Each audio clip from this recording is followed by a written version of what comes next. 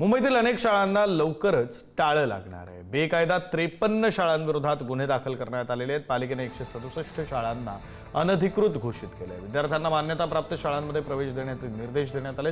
उशिराने झालेल्या कारवाईमुळे पालिकेवर प्रश्नचिन्ह निर्माण झाले। मुंबई महापालिकेने 164 शाळांना अनधिकृत घोषित केल्यानंतर कारवाईला वेग आला असून 53 बेकायदा शाळांविरोधात गुन्हे दाखल करण्यात आले। संबंधित शाळांच्या व्यवस्थापनांना शाळा बंद करून विद्यार्थ्यांच्या पालकांना मान्यताप्राप्त शाळांमध्ये प्रवेशासाठी मार्गदर्शन करण्याचे निर्देश देण्यात आलेले आहेत। 2022 ते 2025 या कालावधीमध्ये 3 वेळा नोटिसा बजावूनही नियमांचं पालन न झाल्याने ही कारवाई करण्यात आली आहे। मात्र इतक्या वर्षांनंतर कारवाई का करण्यात आली असा सवाल उपस्थित होतो।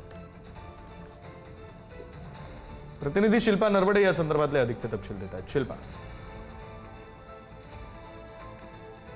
शहरामध्ये शाळांची जी संख्या आहे ती झपाट्याने वाढत आहे आणि आता जर पाहिलं तर आपण मुंबई महानगरपालिका ऍक्शन मोडवर आलेली पाहायला मिळते।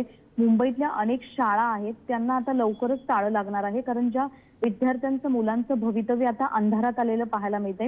मुंबई शहरामध्ये मुंबई महानगरपालिकेने 164 ज्या शाळा आहेत अनधिकृत त्यांना नोटिसा बजावलेल्या आहेत। आपण जर पाहिलं तर ह्या ज्या 164 शाळा आहेत त्यांना 2022 ते 2025 या कालावधी मुंबई महानगरपालिकेने 3 वेळा कायदेशीररित्या नोटिसा बजावलेल्या होत्या।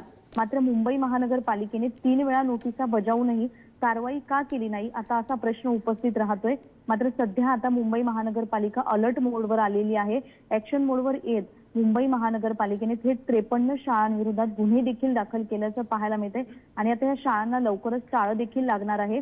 याचबरोबर आपण जर पाहिलं तर ज्या ह्या 164 शाळा आहेत अनधिकृत त्यांना संबंधित शाळांच्या व्यवस्थापनाने स्वतःहून या शाळा बंद कराव्यात आणि विद्यार्थ्यांच्या पालकांना जी मान्यताप्राप्त शाळांमध्ये प्रवेशासाठी मार्गदर्शन करा असं थेट शिक्षण विभागाने निर्देश देखील दिलेले आहेत। त्यामुळे आता ह्या ज्या 164 अनधिकृत शाळा घोषित केलेल्या आहेत त्यांना नोटिसा देखील बजावण्यात आलेल्या आहेत आणि ज्या 53 शाळा आहेत त्यांच्या विरोधात गुन्हे देखील दाखल झालेले आहेत। त्यामुळे आता ह्या मुलांचं विद्यार्थ्यांचं भवितव्य एकीकडे आपल्याला अंधारात पाहायला मिळते।